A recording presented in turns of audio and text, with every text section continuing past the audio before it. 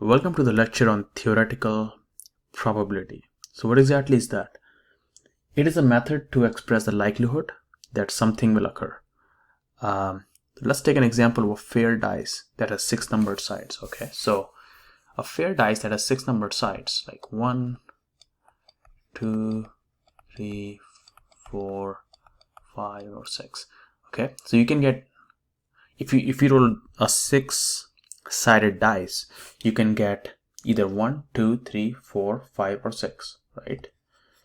So this is a list of all possible outcomes. Okay, these are all list of all possible outcomes.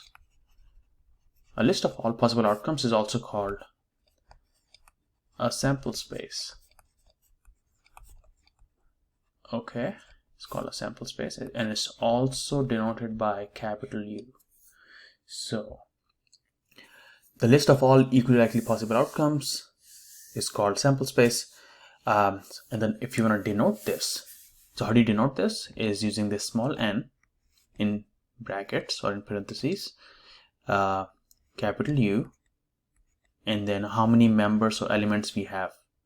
So for the 6-sided fair dice, we will denote that as NU equals 6, because 6 is coming from the number of members we have as the possible outcomes. So imagine if that was an 8-sided dice, this NU equal 8 will be the notation. So let's say an event A. Okay, I'm going to change the color here. Make it green.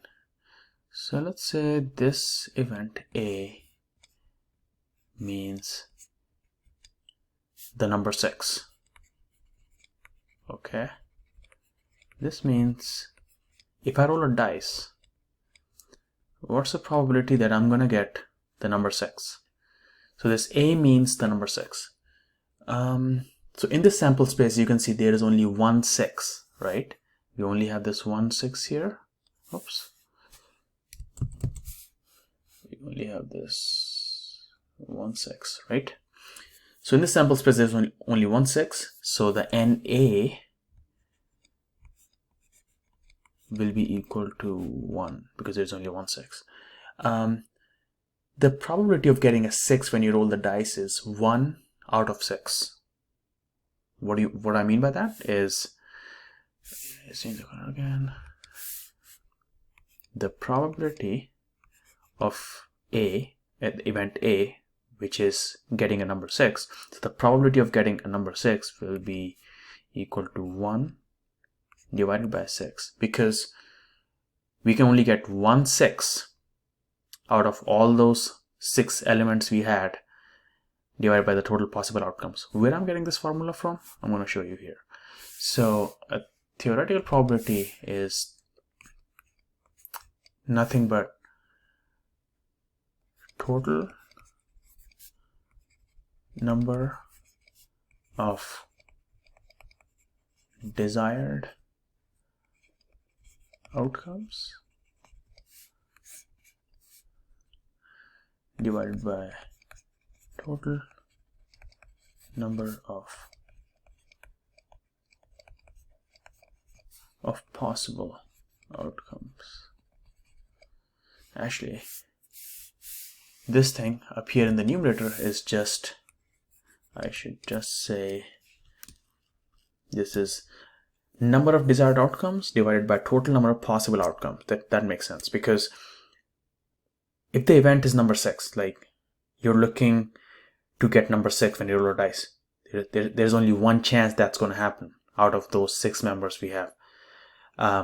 Divided by a total number of possible outcomes, we have 6 different members, so we have total number of 6 possible outcomes. Let's take one more example. Let's make this event B. So to show you one more example, let's take an event B. An event B means getting a number 4. Okay, so when we roll a dice, what is the probability that we're gonna get a number 4? As you can see, we only have 1 4 in this set. Okay, in this list here, or this set here, we only have 1, 4, this guy. So the number of desired outcomes is 1. And what is the total number of possible outcomes?